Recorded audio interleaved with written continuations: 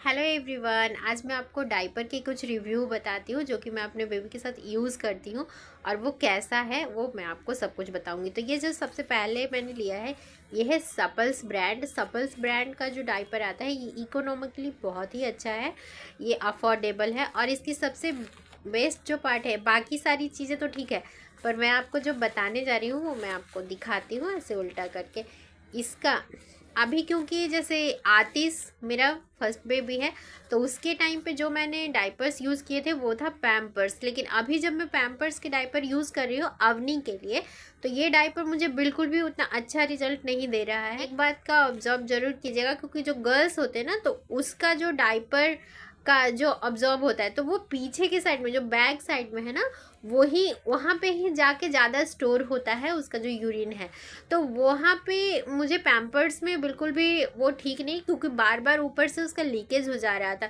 अब इसमें क्या है कि इसका जो देखिए जो पैड जहाँ से दिया हुआ है वो बिल्कुल यहाँ तक है, यहाँ तक ये ऊपर तक, तो ये दोनों साइड में बिल्कुल ही ऊपर तक है तो इसमें लीकेज का कोई प्रॉब्लम नहीं होती। इसमें बेबी गर्ल्स के लिए आराम से ये यूज़ होता है। इसके बाद एक है लिटिल्स का प्रीमियम डायपर, तो ये जो है इसमें भी बाकी सारी चीज़ें ये सपल्स की जैसे ही है, बाकी सब चीज़ें भी ठीक है। और ये जो है ये प्रीमियम है तो इसका भी जो है ये काफ़ी यहाँ ऊपर तक है। तो देखिए ये है इसका बैक और ये है इसका फ्रंट। तो जो है फ्रंट वो ऊपर तक का है, ये बहुत ही बस इतना ही, इतना ऐसा कम हो रहा है, यहाँ से पैड स्टार्ट होता है। और ये जो बैक है बैक में काफ़ी ज़्यादा गैप है, तो थोड़ा सा ज़्यादा गैप है।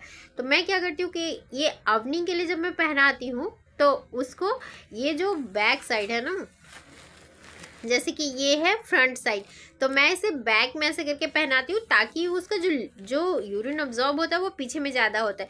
तो बैक साइड में जब मैं पहनाती हूँ तो ये अच्छा काम करता है। लेकिन जैसे ही मतलब ये फ्रंट है तो मैं फ्रंट में पहनाऊँगी तो फिर ये जो है ना यूरिन ये पीछे यहाँ तक आ जाता है जहाँ पे कि पैड दिया हुआ नहीं है।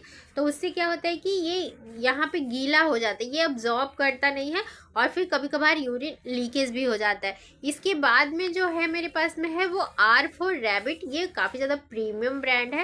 तो ये जो भी चीज़ें क्लेम कर रहा है उसके हिसाब से ये बहुत ही मतलब बहुत ही ज़्यादा बेटर है। मैंने पूरा दिन भी इसे ट्राई करके देखा, जैसे 12 आवर अब्जॉर्प्शन जो लिखा हुआ है तो 12 आवर इसका मैंने ट्राई करके देखा है। पूरा एक दिन मैंने मॉर्निंग से लेके एकदम इवनिंग तक इसे पहनाया और जो भी अब्जॉर्ब इसने किया है ये बहुत अच्छे से। हाँ, ये डायपर जो है वो हेवी हो जाएगा क्योंकि बार बार में इसमें आ रहा है यूरिन वाटर, तो ये तो अब्जॉर्ब करेगा तो हेवी होता है, लेकिन लीकेज बिल्कुल बिल्कुल भी मतलब एकदम ही सूखा लगता है जैसे कि ये जो है। और ये इसमें ये मैंने रख लिया था कि डायपर में जैसे कि शो करती हूँ तो ये ऑलरेडी ये इसमें है कुछ यूरिन, लेकिन कुछ भी नहीं पता चल रहा है। देखिए कुछ भी नहीं पता चल रहा है, ये बिल्कुल भी एकदम सूखा सूखा ही है।